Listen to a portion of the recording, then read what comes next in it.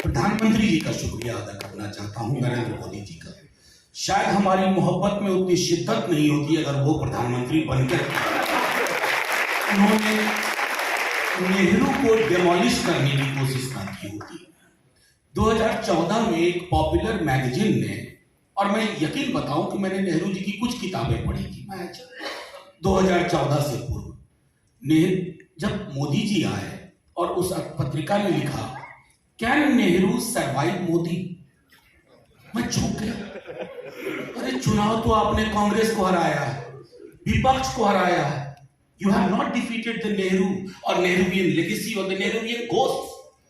असल में दिक्कत क्या हमारे प्रधानमंत्री जी की, अंदर से वो बहुत मोहब्बत करते हैं, वो नेहरू जैसा बनना चाहते हैं,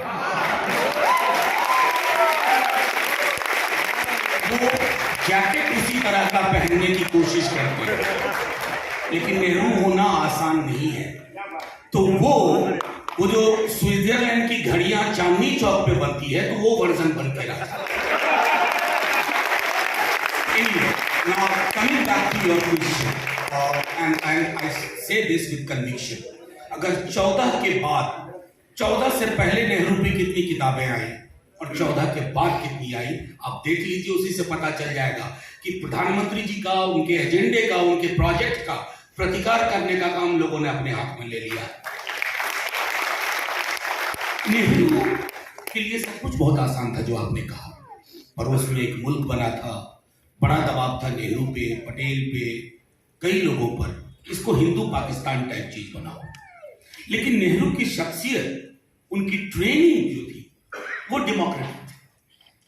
डेमोक्रेटिक मेरा कहने का मतलब है कि नेहरू की डेमोक्रेसी अंदर और बाहर में फर्क नहीं था। अगर वो डेमोक्रेसी सीख करते थे इंस्टीट्यूशन में, तो अपनी पर्सोना में भी वो डेमोक्रेटिक थे। कितने लोगों को सुना है कि अपने खिलाफ खुद ही छद्म नाम से आर्टिकल लिखना। अभी तो ऐसा इकोसिस्टम विकसित हुआ है कि प्रधानमंत्री जी तस्वीर तक में किसी को नहीं आने देते हैं साथ।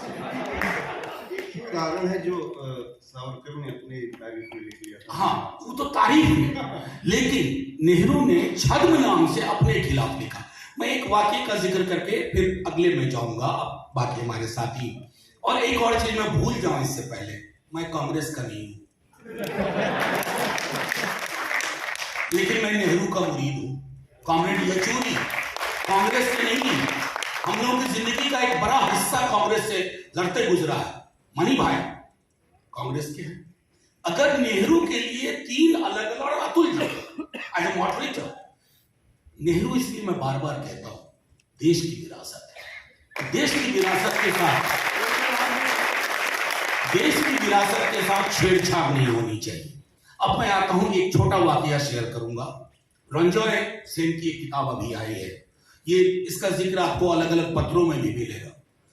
नेहरू जेपी को बहुत प्यार करते थे, बेपनाह मोहब्बत करते थे। कई लोग जेपी को नेहरू का उत्तराधिकारी समझते थे।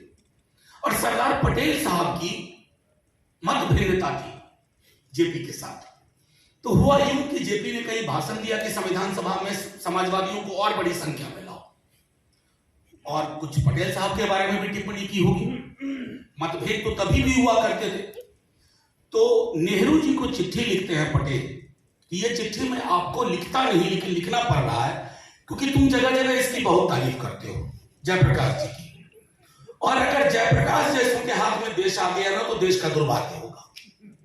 मैं ये बात इसलिए कह रहा हूं कि बौनी समझ के लोग इन कदों के लोगों को कभी समझ ही नहीं सकते। उनका विरोध था।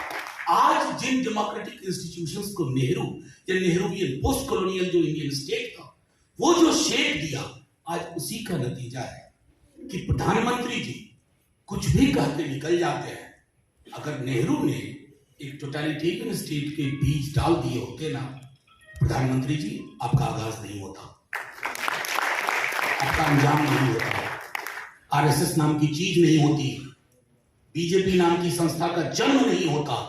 लेकिन हाँ, नेहरू हर विधा और विचार चाहते थे समाज में रहे। विरोध था श्यामा प्रसाद मुखर्जी से। आप लास्ट पेज जो प्यारेलाल जी की है उसको पढ़िए तो समझ में आएगा कि ये लोग जो आज, असल में दिक्कत क्या है, मैं पुरुषोत्तम सर को सुन रहा था, मीरा जी को सुन रहा था।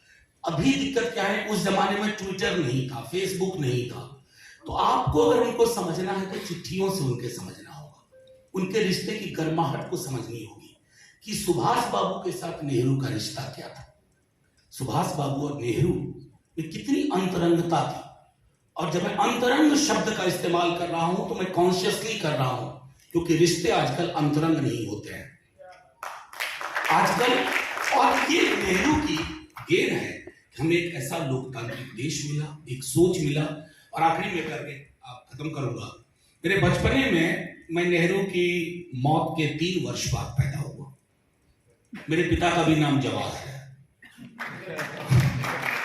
वो दौर था, मेरा परिवार समाजवादी था, लेकिन नाम जवाहर रखा था बेटे का, क्योंकि समाजवादी और उस समय नेहरू के उसमें फर्क नहीं था।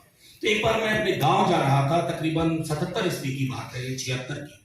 तो मुझे बताया कि, मैंने पूछा ये खंडहर क्या है, तो बताया गया कि इस कम्युनिटी डेवलपमेंट के तहत नेहरू ने ये मिलन मंदिर बनाया है हर ग्राम पंचायत में। अब सोचिए, वो मिलन मंदिर सबके लिए खुला था। कितने मंदिर आज हैं जो सबके लिए खुले हैं? मंदिर शब्द से आपने वितृष्णा का भाव ऐसा क्यों कर दिया?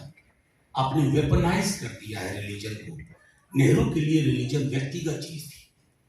मेरा और मेरे ईश्वर का रिश्ता अंतरंग है, प्रगाढ़ है, लेकिन वो व्यक्तिगत है। आप उसका सार्वजनिकरण कर बैठे।